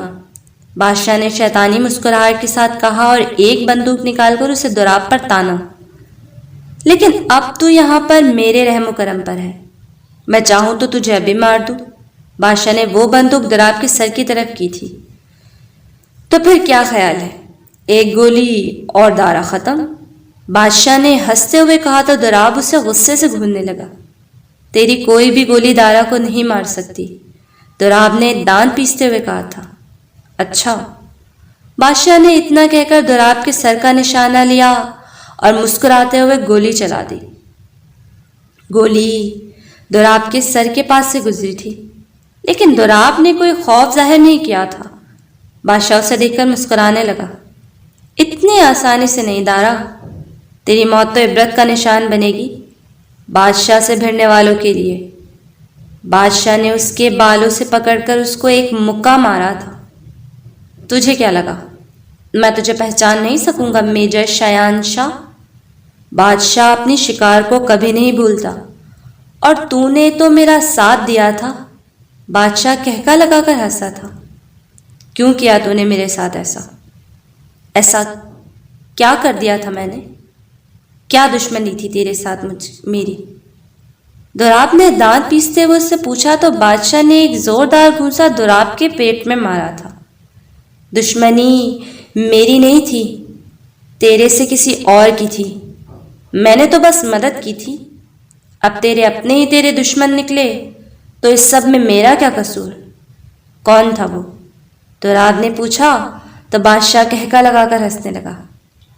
جان کے کیا کر لے گا میجر، اب تو اس کا کچھ بگاڑ نہیں سکے گا، مگر چل تیرے پہ احسان کیا، وہ کیا ہے نہ اسے تیری آخری خواہش سمجھ کے پورا کرتا ہوں۔ بادشاہ نے اسے اپنے پیر سے مارتے ہوئے کہا۔ تیرا بھائی شہرام شاہ، اس نے ہی تیرے ساتھ تیرے طور پر مجھ سے رابطہ کیا، تیرے بارے میں ہر معلومات مجھے دی، اور جلسے میں بھی میرے آدمیوں کو اسی نے گھسایا، اور اس سب کے بدلے میں اس نے صرف تیری بربادی ہی مانگی تھی۔ دوراب جانتا تھا کہ شہرام اس سے نفرت کرتا تھا اور اس نے بادشاہ کا اس معاملے میں ساتھ بھی دیا تھا، لیکن اس کا اس حد تک گرنا اس کو غصہ دلا گیا تھا۔ اس نے تو تجھے برباد کر دیا، لیکن اب میں تم لوگوں کا یہ ملک برباد کر کے دم لوں گا۔ بڑا غرور ہے نا اپنے اس پرچم پر، اپنی فوج پر، اپنی اس ISI پر، لیکن مجھے تو نہ پکڑ سکے اور نہ روک سکے۔ انہیں تو یہ بھی نہیں پتا کہ کئی جاسوس انہی کے اندر چھپے مجھے ان کی پل پل کی خبر دیتے ہیں۔ بادشاہ نے پھر سے کہکا لگا کر ہنسنا شروع کیا۔ کون ہے تو؟ دوراب نے گھبراتے ہوئے اس سے پوچھا تھا تو بادشاہ غرور سے اسے دیکھنے لگا۔ تم لوگوں کے سب سے بڑے دشمن ملک کا حصہ ہوں میں، بربادی ہوں تم لوگوں کی، تم لوگوں کی ناک کے نیچے سب برباد کر دوں گا، لیکن کوئی بھی 2 कोड़ी का मेजर या पाक फौज मुझे रोक नहीं सकेगा। बादशाह ने बहुत गरूर से कहा था। तेरा ख्वाब है। दुराब ने इतना कहा और उससे पहले कि बादशाह को कुछ समझ आता, दुराब ने बादशाह पर हमला करके उसे पीछे से दबोच दिया। दुराब ने अपने गले में मौजूद चेन को निकालकर बादशाह के गले में लपेट दिया था। बादशाह के सब आदमियों ने उस पर बंदूकें तान दी थी। बहुत बड़ी गलती कर रहा है मेजर, मरेगा तू। बादशाह ने उसे डराने की कोशिश की, लेकिन दुराब के लबों को एक मुस्कुराहट ने छुआ था। तो मेरी नहीं, अपनी फिक्र कर बादशाह। 1 सेकंड नहीं लगेगा मुझे तेरी गर्दन तोड़ने में। दुराब ने अपनी पकड़ उस पर मजीद तंग की थी। बहराम बादशाह के पास आया था और बंदूक दुराब पर तानी थी। मार दे बहराम इसे। बादशाह ने बहराम से कहा तो उसने एक नज़र दुराब को देखा और बंदूक का रुख बदल कर बादशाह की तरफ कर दिया। बादशाह हैरत से उसे देखने लगा। पागल हो गया है कि अब तू बहराम? बादशाह चिल्लाया था। बहराम नहीं, ISI एजेंट वजदान खान। वजदान के चेहरे पर दुराब ने भी पहली दफा कोई तासुर देखा था जो कि भरपूर फख्र का था। तुझे हमारी फौज, हमारी सीक्रेट एजेंसी बेवकूफ़ लगते हैं ना? बादशाह तो अपने सामने देख, ये सब आदमी पाक फौज के जवान हैं जो इस जलसे में से तेरे हर आदमी को पकड़वा कर उनकी जगह खुद यहाँ आए, लेकिन तुझे पता नहीं चला। दुराब ने उसे छोड़ते हुए कहा था। बेवकूफ़ तो तू है बादशाह, जिसे लगा कि पाक फौज के हाथ नहीं आएगा, और पाक फौज का ही एक एजेंट तेरा 2 साल से सबसे ख़ास आदमी रहा। तुझे क्या लगा मैं तेरे आदमियों से तुझ तक पहुंच रहा था? बल्कि मैंने तो तेरे ज़रिए से तेरे हर आदमी को उसके अंजाम तक पहुंचा दिया, और अब तो तुमने आर्मी में मौजूद गुनहगार का भी बता दिया, और बाकी का तो अब ये फौज ही तुझसे पता लगवाएगी। वजदान बादशाह को पकड़कर खड़ा किया और एक अफसर ने हथकड़ी से उसके हाथ बांध दिए। वजदान ने दुराब को देखा था। बचेगा तो तू भी नहीं दारा, आखिरकार तू भी तो एक दहशतगर्द है। बादशाह ने हंसते हुए कहा तो दुराब के लबों पे तंजिया मुस्कुराहट आई। कौन दारा? हमने तो यहाँ सिर्फ एक जासूस और जेल से भागे हुए कैदी शायान शाह को पकड़ा है, जिसे आज़ाद करवाने के लिए तेरा वो बयान ही काफ़ी होगा जो हमने रिकॉर्ड किया है। अली ने बादशाह को बताया तो बाकी सिपाही भी हंसने लगे, जो 3 साल पहले शायान की टीम का हिस्सा थे और कुछ वजदान के सबसे ख़ास साथी थे। तुम्हें भी अरेस्ट करना पड़ेगा दुराब, लेकिन अब तुम बेकसूर साबित होगे। वजदान ने दुराब को कहा तो दुराब ने अपने हाथ आगे कर दिए। एक और फौजी ने दुराब के हाथों पर हथकड़ी पहना दी थी। ये सब तुम्हारी बदौलत हुआ है वजदान। दुराब की बात पर वजदान सिर्फ मुस्कुरा दिया था। वजदान ने दुराब को बुलाकर पहले से ही बादशाह का सारा मंसूबा बताया था, जिसे दुराब ने एक नया मंसूबा बनाया था, और बादशाह के मुंह से सारा सच पाक फौज के सामने उगलवा दिया था। साद ने उस जलसे में मौजूद बादशाह के हर आदमी को पकड़वा दिया था, और उनकी जगह वजदान ने पाक फौज के जवानों का भेष बदलवा कर बादशाह को बहुत बुरी तरह से फंसाया था, और वहां पर खुफिया कैमरे लगाकर बादशाह का भी बयान लिया था, जो अब दुराब की बेगुनाही का सबूत था। सलमान साहब आंखें बंद किए हुए लेटे थे जब उन्हें अपने हाथ पर किसी का लम्स महसूस हुआ। उन्होंने आंखें खोलकर देखा तो हमना उनके पास बैठी थी, जबकि जरिश उसके पीछे खड़ी बाप को देख रही थी। हमना, मुझे माफ़ कर दो, सलमान साहब ने रोते हुए कहा तो हमना ने उनके होठों पर हाथ रख दिए। खुदा के लिए बाबा, आप ऐसा ना कहें, हमने आपको माफ़ कर दिया है कब से। बस प्लीज़ अब आप ठीक हो जाएं जल्दी, फिर बहुत सी फरमाइशें करनी है हमने आपसे। हमना ने उनकी आंखों से आंसू साफ करते हुए मुस्कुरा कर कहा, जबकि सलमान साहब हैरान थे कि वो कैसे उनके इतने बड़े गुनाह को माफ़ कर सकती है। उन्होंने हमना से नज़र हटा के जरिश को देखा तो उसने भी मुस्कुरा के हाँ में सर हिलाया। जानान, सलमान साहब अब मुश्किल बोले थे, मैं जिस नंबर पर उससे बात करती थी वो बंद है, लेकिन मैंने उस्मान से कहा है वो बहुत जल्द शायान शाह से रब्ता कर लेंगे, फिर जानान भी आ जाएगी, आप फिक्र नहीं करें। सलमान साहब मुस्कुरा दिए। इस दुनिया का सबसे खुशनसीब इंसान हूँ मैं, खुदा ने तुम जैसी बेटियों से नवाजा। हमना ने मुस्कुराकर उनका हाथ चूमा तो उन्होंने इत्मीनान से आंखें बंद कर ली। जानान जाए नमाज पर बैठी रो रही थी। वो कल से दुराब की सलामती की दुआएं मांग रही थी। وہ دراب کے ساتھ کیے ہوئے سلوک کو لے کر ابھی بھی پریشان تھی۔ وہ سوچ رہی تھی کہ اگر دراب کو کچھ ہو گیا تو وہ خود کو بھی کبھی معاف نہیں کر سکے گی، اور یہ سوچتی اس کے رونے اور اس کی دعاؤں میں روانی پیدا ہو گئی۔ اچانک سے دروازہ کھلا اور ہاشم صاحب کمرے میں آئے۔ وہ مسکرا کر اس کے پاس آیا اور جنان کے سر پر ہاتھ رکھا۔ اللہ نے تمہاری دعا سن لی ہے بیٹا، دراب بالکل ٹھیک ہے اور انشاءاللہ کچھ عرصے میں واپس آ جائے گا۔ سچ میں بابا؟ ہاشم صاحب کے ایسا کہنے پر جنان نے بے چینی سے ان کے ہاتھ تھام کر پوچھا تھا۔ ہاں میرا بچہ، وجدان کا فون آیا تھا۔ دراب فی الحال آرمی کی کسٹڈی میں ہے، لیکن اصلی گناہ گار کا پتہ چل گیا ہے اور بہت جلد دراب بالکل بے گناہ ثابت ہو کر ہمارے پاس آئے گا۔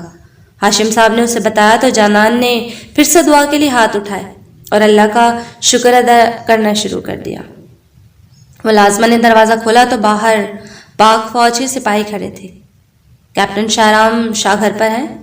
علی نے پوچھا تو ملازمہ نے ہاں میں سر ہلایا۔ ابھی کچھ دنوں پہلے ہی وہ چھٹیوں پر گھر آیا تھا۔ علی باقی فوجیوں کے ساتھ گھر میں داخل ہوا۔ لاؤنج میں فریہ بیگم اور شاہرام حسن صاحب کے ساتھ بیٹھے باتیں کرنے میں مصروف تھے۔ علی ان کے پاس گیا اور حسن صاحب کو سیلوٹ کیا۔ سر، ہمارے پاس آپ کے بیٹے شاہرام شاہ کا اریسٹ وارنٹ ہے۔ علی نے وہ بتایا تو فریہ بیگم اور شاہرام پریشانی سے کھڑے ہو گئے۔ کس جرم میں گرفتار کر رہے ہیں آپ میرے بیٹے کو؟ فریہ نے بے چینی سے پوچھا تھا، جبکہ حسن صاحب کے سامنے بہت سے پرانے منظر گھوم گئے تھے۔ آج سے 3 سال پہلے لاہور کے جلسے میں ہونے والے دھماکے میں خطرناک دہشت گرد بادشاہ کا ساتھ دینے کے جرم میں، اور ان سب کا الزام میجر شایان شاہ پر لگانے کے جرم میں۔ علی نے بتایا تو حسن صاحب بھی پریشانی سے کھڑے ہو کر علی کو دیکھنے لگے، جبکہ شاہرام کا تو بس نہیں چل رہا تھا کہ وہ کچھ کر بیٹھے۔ بابا، یہ سب جھوٹ ہے، سازش ہے اس غدار شایان کی، شاہرام نے بے چینی سے کہا تو علی نے مسکراتے ہوئے اس کے ہاتھوں میں ہتھکڑی ڈالی۔ سچ اور جھوٹ تو عدالت میں ثابت ہو ہی جائے گا کپتان، آپ اس کی فکر مت کریں۔ شاہرام نے گھبراتے ہوئے فریہ بیگم کو دیکھا تو اس کے رونے میں روانی آ گئی۔ چھوڑو میرے بیٹے کو، کچھ نہیں کیا اس نے، جھوٹ ہے یہ سب، اسی کمبخت کا کیا دھرا ہے، سب کچھ چھوڑ دو میرے معصوم بیٹے کو۔ فریہ بیگم دہائیاں دیتی رہی مگر علی حسن صاحب کو سیلوٹ کرتا شاہرام کو اپنے ساتھ لے کر چلا گیا۔ وجدان دراب کے پاس جیل میں گیا تھا۔ دراب اس وقت بیٹھا جنان کے بارے میں سوچ رہا تھا۔ وہ نہیں جانتا تھا کہ جنان نے اس کا سچ پڑھا بھی تھا کہ نہیں۔ ابھی وہ سوچوں میں گم ہی تھا جب اس کے کانوں میں وجدان کی آواز پڑی۔ شاہرام کو پکڑ لیا گیا ہے اور اس کے خلاف سارے ثبوت ہمیں بادشاہ کے اڈے سے ملے ہیں، جن کی بادشاہ اسے بلیک میل کر کے اپنے اور بھی کام کروا رہا تھا۔ تم بہت جلد یہاں سے آزاد ہو جاؤ گے، وجدان نے دراب کو بتایا تھا۔ بابا سے بات ہوئی تمہاری؟ دراب نے اسے بے چینی سے پوچھا۔ وجدان نے مختصر سا جواب دیا۔ جنان کے بارے میں پوچھا، کیسی ہے وہ؟ تمہیں یاد کرتی رہتی ہے اور تم سے مل کر معافی مانگنے کے لیے ترس رہی ہے، وجدان نے سپاٹ سے انداز میں کہا تو دراب کے ہونٹوں پر مسکراہٹ آئی تھی۔ تم چاہو تو اسے ملوا سکتا ہوں تمہیں۔ اس کی مسکراہٹ کو دیکھ کر وجدان نے کہا تھا۔ نہیں وجدان، اس کے پاس اب دراب خان نہیں بلکہ شایان شاہ جائے گا۔ تمہارا شکریہ میرے بھائی، تمہاری بدولت یہ سب ہوا ہے، ورنہ میں تو کب کا ہار مان چکا تھا، دراب نے وجدان کے پاس آ کر کہا تھا۔ نہیں دراب، اگر میں کوشش کرتا تو تم کب سے بے گناہ ثابت ہو جاتے اور تمہیں دارا بن کے اتنا سب کچھ کرنا پڑتا، لیکن اپنے بہت سے خفیہ کاموں میں بادشاہ کسی پر بھی یقین نہیں کرتا تھا اور شاہرام کے خلاف ثبوت بھی ان میں سے ایک تھے۔ میں اس کے ساتھ کام کر کے بھی انہیں نہیں ڈھونڈ سکا، یہ میری نااہلی ہے۔ وجدان کی یہ بات دراب کو بالکل پسند نہیں آئی تھی۔ میں نے دارا بن کے جو گند ختم کیا ہے اس پر مجھے فخر ہے، اور رہی بات تمہاری، اور تم بہت کمال کے ایجنٹ ہو وجدان، مگر بادشاہ بھی تو ایجنٹ ہی تھا نا، تھا تو اتنا چلا، اسے تو ہونا ہی تھا، مگر تم پر وہ شک بھی نہیں کر سکا، اور یہی تمہاری قابلیت ہے۔ دراب نے مسکرا کر کہا تو وجدان نے صرف ہاں میں سر ہلا دیا۔ ویسے مسکرانے سے گناہ نہیں ہوتا، دراب نے ہنس کر کہا تھا، لیکن وجدان کا چہرہ پھر بھی کسی تاثر سے عاری تھا۔ دراب کا کیس 1 مہینے میں ہی ختم ہو گیا تھا، اور آج نہ صرف اسے باعزت بری کیا گیا تھا بلکہ اس کی پوسٹ بھی اسے واپس کر دی گئی تھی۔ بادشاہ چلاتا رہا تھا کہ شایان شاہ ہی دارا ہے، لیکن یہ بات ثابت کرنا اس کے لیے ناممکن تھی۔ دارا کا تو آج تک کسی نے چہرہ بھی نہیں دیکھا تھا، اس کے خلاف ثبوت کہاں سے آتا؟ بادشاہ ایک جاسوس تھا جس کا مقصد ہمارے ملک میں رہ کر اسے کھوکھلا کرنا تھا، لیکن اب اسے ساری زندگی کال کوٹری میں گزارنی تھی۔ شاہرام پر غداری اور ایک ایماندار افسر کو پھنسانے کا جرم عائد ہوا تھا، جس کی وجہ سے اسے فی الحال تو جسمانی ریمانڈ پر رکھ کر باقی کے غداروں کے بارے میں معلومات حاصل کی جانی تھی اور اس کے بعد اس کے بارے میں کوئی فیصلہ لیا جانا تھا۔ دوراب سب فیصلے سن کر کٹہرے سے نکل رہا تھا جب حسن اس کے سامنے آئے تھے۔ شایان، 2 سال بعد یہ نام سن کر دوراب کی آنکھوں میں آنسو آ گئے اور حسن صاحب نے اسے گلے سے لگا لیا۔ مجھے معاف کر دو بیٹا، میں نے تم پر یقین نہیں کیا، صرف اس پر یقین کیا جو اس وقت مجھے نظر آ رہا تھا۔ ایک بار نہیں سوچا کہ میرا شایان، میرا غرور ایسا نہیں کر سکتا۔ حسن صاحب اس کے سامنے ہاتھ جوڑ کر رونے لگے۔ نہیں بابا، آپ کی جگہ کوئی بھی ہوتا تو یہی کرتا۔ دوراب نے ان کے بندھے ہوئے ہاتھوں کو پکڑا۔ شایان پلیز، شاہرام کو بچا لو، وہ تمہارا بھائی ہے، غلطی ہو گئی اس سے، پلیز میں تمہارے آگے ہاتھ جوڑتی ہوں۔ فریحہ بیگم روتے ہوئے دوراب کو کہہ رہی تھی، لیکن اس سے پہلے کہ دوراب ان کو کچھ کہتا حسن صاحب بولے تھے، نہیں فریحہ، وہ شایان کا نہیں، اس ملک کا گناہ گار ہے اور اسے سزا ملنی ہی چاہیے، غداری کی کوئی معافی نہیں ہوتی۔ حسن صاحب نے ایسا کہا تو فریحہ بیگم ان کے پیروں میں بیٹھ گئی تھی۔ ایسا نہیں کہیں، خدا کے لیے اسے بچا لیں، بیٹا ہے وہ آپ کا۔ حسن صاحب نے انہیں دیکھا۔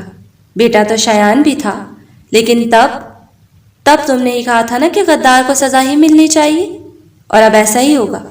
حسن صاحب ان سے پاؤں چھڑوا کر وہاں سے چلے گئے۔ دوراب نے ان کے بازو پکڑ کر انہیں کھڑا کیا تھا اور انہیں اپنے ساتھ لیے حسن صاحب کے پیچھے چل دیا۔ راستے میں فوجی شاہرام کو لے کر جا رہے تھے۔ فریحہ بیگم اپنا بازو چھڑوا کر اس کے پاس گئی تھی، لیکن فوجیوں نے ان کو شاہرام سے ملنے نہیں دیا تھا۔ دوراب ان کے پاس گیا اور افسر کو اشارہ کیا تو اس کے فریحہ بیگم کو راستہ دے دیا۔ انہوں نے شاہرام کے پاس جاتے ہی اسے گلے سے لگا لیا، لیکن شاہرام کی نظر دوراب پر تھی اور ان میں اس بار نفرت کی بجائے ہار تھی۔ سلمان صاحب سب کی توجہ پا کر کافی بہتر ہو گئے تھے۔ وہ اپنی ہر غلطی کو سدھارنے کے لیے سب کے ساتھ محبت اور توجہ سے پیش آتے اور ہمنا کو اس بات کی بہت خوشی تھی۔ وہ آج کافی دنوں کے بعد سلمان صاحب کے گھر سے واپس اپنے گھر آئی تھی۔ عثمان نے اسے کافی دفعہ واپس بلایا تھا، لیکن ہمنا اسے ٹال دیتی۔ اب یہاں آ کر ہمنا کو پتہ چلا تھا کہ عثمان اس سے بہت زیادہ ناراض ہے۔ ہمنا نے کافی دیر اس کے کمرے کا دروازہ کھٹکھٹایا، لیکن اس نے دروازہ نہیں کھولا۔ ہمنا سلامت بابا سے چابی لے کر دروازہ کھول کر اندر آئی تھی۔ عثمان اپنے چہرے پر ہاتھ رکھ کر بیڈ پر لیٹا تھا۔ عثمان، چلی جاؤ، اب واپس کیوں آئی ہو؟ عثمان نے غصے سے کہا تھا۔ ہمنا مسکراتے ہوئے اس کے پاس آئی اور اس کا ہاتھ پکڑ کر چہرے سے ہٹانا چاہا تو عثمان نے بے دردی سے اس کا ہاتھ جھٹک دیا۔ میری جان، اتنا غصہ ہے تو پھر ٹھیک ہے، میں واپس چلی جاتی ہوں۔ ہمنا نے شرارت سے کہا تو عثمان نے اس کا بازو پکڑ کر جھٹکے سے اسے اپنی طرف کھینچا۔ ٹانگیں توڑ دوں گا تمہاری اب، تم نے میری اجازت کے بغیر گھر سے قدم باہر نکالا تو۔ ہمنا مسکرائی تو عثمان نے اسے خود میں بھینچ لیا۔ میں آپ سے دور کیسے جا سکتی ہوں عثمان؟ آپ ہی تو میرا سب کچھ ہے، آپ کے بغیر میں کچھ بھی نہیں۔ ہمنا کے ایسے کہنے پر عثمان مسکرایا تھا۔ چلیں چھوڑیں، یہ سب آئیں کھانا کھاتے ہیں۔ ہمنا اتنا بول کر اٹھنے لگی تو عثمان نے اس کی نازک کمر میں ہاتھ ڈال کر خود پر گرا لیا۔ عثمان ڈاکٹر کے ساتھ اس اندھیرے کمرے میں داخل ہوا تو کرسی سے بندھا وجود خوف کے مارے کانپنے لگا۔ نہیں عثمان، پلیز مجھے نہیں کروانا اپنا علاج۔ ردا نے بری طرح سے روتے ہوئے کہا، کیونکہ وہ جانتی تھی کہ اس کے ٹھیک ہوتے ہی یہ اذیتیں اس واپس دی جانی تھی۔ ارے تم تو ابھی سے گھبرا گئی، ابھی تو تمہیں ساری زندگی یہیں پر اسی طرح سے گزارنی ہے۔ عثمان نے ہنستے ہوئے اس سے کہا اور ڈاکٹر کو اشارہ کیا تو وہ ردا کی ڈریسنگ کرنے لگا، جس طرح سے ردا نے ہمنا کو مارا تھا۔ روزانہ ایک پولیس افسر اس کو اتنا ہی مارتی اور اس کے بے سود ہونے پر اس کا علاج کروایا جاتا تاکہ وہ ساری اذیت واپس برداشت کر سکے، مگر عثمان کے مطابق اس کے لیے یہ سزا بھی کم تھی۔ اس کا کمزور سا خاوند تو ایک ہفتہ بھی ٹک نہ سکا، لیکن عثمان تو ردا کو موت بھی نصیب نہیں ہونے دے رہا تھا۔ عثمان پلیز مجھے معاف کر دو۔ ردا کی روز والی بات پر عثمان کا کہکا بلند ہوا۔ تمہیں معاف کر دوں؟ اپنی محبت کی ستمگر کو، اپنے بچے کی قاتل کو؟ نہیں ردا بی بی، تمہیں مجھ سے معافی تو کیا موت بھی نصیب نہیں ہوگی۔ عثمان نے ایک حقارت بھری نگاہ اس پر ڈالی۔ عثمان پلیز ایسا نہیں کرو، مار دو مجھے، پلیز خدا کے لیے مجھے مار دو۔ وہ لوگ تو اس اندھیرے کمرے سے باہر آ چکے تھے، لیکن ردا کی آہو پکار ابھی بھی وہیں گونج رہی تھی۔ چالان کو مہینہ ہو گیا تھا دوراب کا انتظار کرتے ہوئے، لیکن وہ نہیں آیا تھا اور اس وقت سے وہ اب تک اس سے ناراض تھی۔ کچھ دن پہلے اسے ہمنا کی کال آئی تھی اور اس نے بتایا تھا کہ بابا کی طبیعت خراب ہے۔ یہ جانتے ہی جنان رونے لگی تھی۔ اس کا دل کیا کہ اڑ کر وہاں پہنچ جائے، لیکن دراب سے ملے اور معافی مانگے بغیر وہ کہیں جانا نہیں چاہتی تھی۔ اس لیے اس نے ہمنا کو بتایا تھا کہ شایان کام پر گئے ہیں اور ان کے واپس آتے ہی وہ وہاں آئے گی۔ ہمنا نے اس کی بابا سے بھی بات کروائی تھی۔ سلمان صاحب جنان سے بھی روتے ہوئے معافی مانگ رہے تھے، جبکہ جواب میں جنان بھی رونے لگی تو ہاشم صاحب نے اسے فون لے کر اپنے پرانے دوست کی ٹھیک سے ٹھکائی کی، جو کہ ایک واقعے کے بعد ان کو چھوڑ چکے تھے، جبکہ اتنے سالوں کے بعد اپنے پرانے دوست سے بات کر کے سلمان صاحب کو بھی اچھا لگا تھا۔ رات ہو چکی تھی، جنان ابھی عشاء کی نماز پڑھ کر فارغ ہوئی تھی جب کسی نے کمرے کا دروازہ بند کر کے لاک لگایا تھا۔ جنان نے مڑ کر دیکھا تو شایان دروازے کے پاس آرمی یونیفارم میں کھڑا مسکرا رہا تھا۔ جنان بھاگ کر اس کے پاس آئی تھی اور اسے اس طرح سے پاس آتے دیکھ کر شایان نے اس کے لیے اپنے بازو کھولے تھے۔ جنان نے پاس آتے اس کے سینوں پر زوردار مکوں کی برسات شروع کر دی تھی۔ آپ بہت برے ہیں، میں آپ سے بالکل بھی بات نہیں کروں گی۔ اتنے دنوں بعد واپس آتا ہے کوئی؟ شایان نے ہنستے ہوئے اسے اپنے باہوں میں تھاما تھا۔ ہاں تو جانا، تم نے بھی تو اتنا کچھ مجھے سنایا تھا، میرا بھی تو حق بنتا تھا تمہیں تڑپانے کا۔ شایان نے اسے خود میں بھیجتے ہوئے کہا۔ میں نے آپ کو سوری بولنا تھا، لیکن اب نہیں بولوں گی، جنان نے منہ پھلا کر کہا تو شایان مسکراتے ہوئے اسے اٹھا کر بیڈ پر لا کر بٹھایا اور اپنی ٹوپی اتار کر سائڈ پر رکھ دی۔ آپ نے بال کٹوا لیے اور داڑھی بھی ہٹا دی؟ آپ کو پتا تھا مجھے آپ ویسے ہی اچھے لگتے ہیں۔ جنان کے ایسے کہنے پر شایان نے کہکا لگایا۔ آرمی میں الاؤڈ نہیں ہوتے نا لمبے بال، لیکن کوئی بات نہیں، میں ان سے لڑ کر لمبے کر لوں گا، آخر میری بیوی کو پسند ہے۔ شایان نے شرارت سے کہا تو جنان نے شرما کر نظر جھکا لی، جبکہ اس سے ایسا کرتے دیکھ کر شایان کا دل بے ایمان ہونے لگا۔ جنان نے اسے بلایا تو وہ اسے دور ہو کر اسے دیکھنے لگا۔ آپ کا نام دراب بھی ہے اور شایان بھی، میں آپ کو کیا بلاؤں گی؟ جنان نے معصومیت سے پوچھا تو شایان نے اس کے ماتھے کو چوما۔ جو بھی تم چاہو، دراب نے اس کی آنکھوں پر ہونٹ رکھتے ہوئے کہا۔ جنان نے کچھ دیر سوچا اور پھر بولی، میں دونوں نام ملا کر آپ کا نام بناؤں گی۔ اچھا، وہ کیسے؟ دراب اور شایان کو ملا کر شاداب۔ شایان یہ سن کر ایک جھٹکے سے اس سے دور ہوا۔ بالکل بھی نہیں، اس سے بہتر ہے کہ تم مجھے شاہ بلا لیا کرو، شایان نے بو بنا کر کہا۔ لیکن ایسے تو شاہ اور خان کو مکس کر کے کھا۔ اس سے پہلے کہ جنان اپنا جملہ مکمل کرتی، شایان نے اس کے ہونٹوں کو اپنے لبوں میں قید کر لیا۔ شایان جنان اور ہاشم صاحب کو سلمان صاحب اور باقی سب سے ملانے لایا تھا، اور اتنے عرصے کے بعد اپنوں کو دیکھ کر جنان بہت زیادہ خوش ہوئی تھی۔ اس نے سلمان صاحب کو محسوس ہی نہیں ہونے دیا تھا کہ وہ ان سے ناراض تھی، بلکہ 2 گھنٹے ان کے پاس بیٹھ کر اونٹ پٹانگ باتیں کر رہی تھی۔ شایان بھی سلمان صاحب کی حالت دیکھ کر اپنے سارے گلے بھول گئے تھے۔ اپنے باپ کی طرح وہ سلمان صاحب کو مکمل قصوروار نہیں مانتا تھا، بلکہ شایان کے مطابق ان سب میں غلطی دونوں کی تھی۔ ہم نبی شایان سے مل کر بہت خوش ہوئی تھی، چاہے وہ بچپن میں جنان کی وجہ سے بہت لڑتے تھے، لیکن اب جنان کی خوشی دیکھ کر ہمنا شایان سے بہت خوش تھی۔ عثمان کو بھی یہ پتہ چل گیا تھا کہ اس کے ماں باپ کے اصلی قاتلوں کو پکڑ لیا گیا ہے، مگر وہ شایان کے بارے میں سب کچھ نہیں جانتا تھا۔ اپنے ماں باپ کی موت سے وہ اتنا ٹوٹ چکا تھا کہ وہ عدالت اس سب کے چکر میں نہیں پڑا تھا، لیکن اب اسے یہ جان کر خوشی ہوئی تھی کہ اصلی گناہگار اپنے انجام کو پہنچ گئے تھے۔ شام کو اسے پتہ چلا تھا کہ سلمان صاحب نے جنان اور ہمنا کے ولیمے کا فیصلہ کیا تھا، جس میں ہاشم صاحب کی رضامندی بھی شامل تھی۔ عثمان اور شایان کو یہ اچھا لگا تھا اور اس طرح ولیمے کی تیاریاں بھی شروع کر دی گئی تھیں۔ شایان نے سعد اور وجدان کو بھی لاہور بلا لیا تھا۔ بلایا تو اس نے حسن صاحب کو بھی تھا، لیکن انہوں نے آنے سے انکار کر دیا اور آج بھی سلمان کی شکل نہیں دیکھنا چاہتے تھے۔ جنان اور ہمنا کو ایک جیسے جوڑے میں سجایا گیا تھا اور وہ دونوں اتنی پیاری لگ رہی تھی کہ فاطمہ بیگم بار بار دونوں کی بلائیں لیتی۔ شایان تو جنان پر سے نظر ہی نہیں ہٹا پا رہا تھا اور یہی حال عثمان کا بھی تھا۔ ہمنا کے گھورنے کے باوجود وہ بار بار اسی کو دیکھ رہا تھا۔ شایان کو خوشگوار حیرت تب ہوئی جب اس نے حسن صاحب کو آتے ہوئے دیکھا تھا۔ وہ جنان کا ہاتھ پکڑ کے فوراً سے اسے حسن صاحب کے پاس لے گیا۔ شایان ان کے گلے لگا تو حسن صاحب مسکرا دی۔ ایسا ہو سکتا تھا کہ میں اپنے بیٹے کی سب سے بڑی خوشی میں شامل نہ ہوتا۔ شایان سے ملنے کے بعد انہوں نے شایان کے سر پر پیار دیا تھا۔ جنان ان کے بیٹے کی محبت اور عائشہ کی پسند تھی، اس لیے انہیں بھی وہ بہت عزیز تھی۔ فریہ اور شاہرام نے اس کے معصوم بچے کے ساتھ جو سلوک کیا تھا اس کو انہیں کافی دکھ بھی تھا، لیکن وہ دونوں اپنے گناہوں کی سزا بھگت رہے تھے۔ جنان حسن صاحب کو اپنے ساتھ سب سے ملوانے چلی گئی تھی۔ تبھی وجدان اور سعد شایان کے پاس آئے تھے۔ شایان، میں نے فیصلہ کیا ہے کہ میں وجدان کے ساتھ کام کروں گا، سعد نے شایان کو بتایا تھا۔ Are you sure? شایان اس کا فیصلہ جان کے حیران ہوا تھا۔